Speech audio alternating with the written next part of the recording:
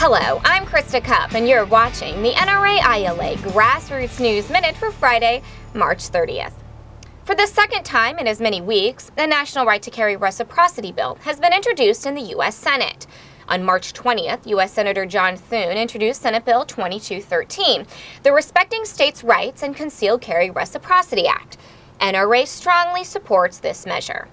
Under this self-defense bill, an individual who has met the requirements for a carry permit or who is otherwise allowed by state law to carry a handgun would be authorized to carry a handgun in any other state that issues such permits or does not prohibit concealed carry, subject to the laws of the state in which it is carried. Senate Bill 2213 is similar to Senate Bill 2188, which was introduced previously by Senators Mark Begich and Joe Manchin.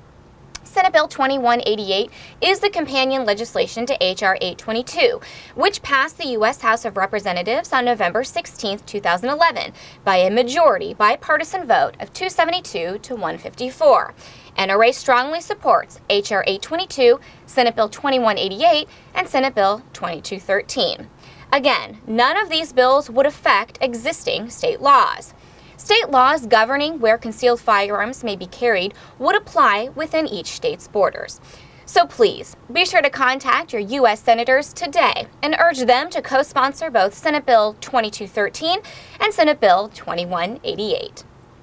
And now for an update on the UN Arms Trade Treaty.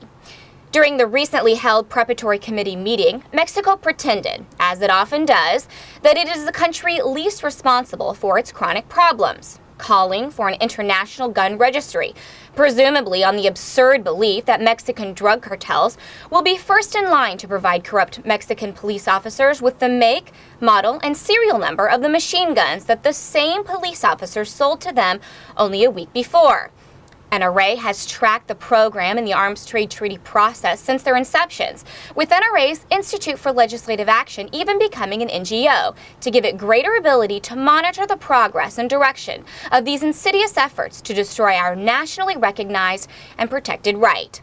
Last year, NRA Executive Vice President Wayne LaPierre told the UN that the treaty's advocates had made endless demands for record-keeping, oversight, inspections, supervision, tracking, tracing, surveillance, marking, documentation, verification, paper trails, databanks, new global agency, and data centers, without respecting anyone's right of self-defense, privacy, property, due process, or observing personal freedoms of any kind.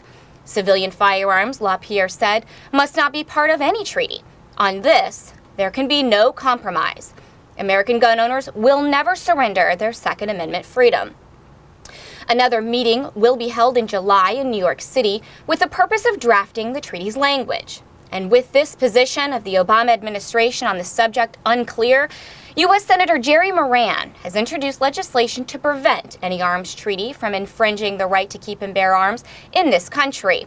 The Second Amendment Sovereignty Act, Senate Bill 2205, would prohibit the administration from using the voice, vote, and influence of the United States in connection with the negotiations for United Nations Arms Trade Treaty to restrict any way the rights of United States citizens under the Second Amendment to the Constitution of the United States or to otherwise regulate domestic manufacture, assembly, possession, use, transfer, or purchase of firearms, ammunition, or related items, including small arms, light weapons, or related materials.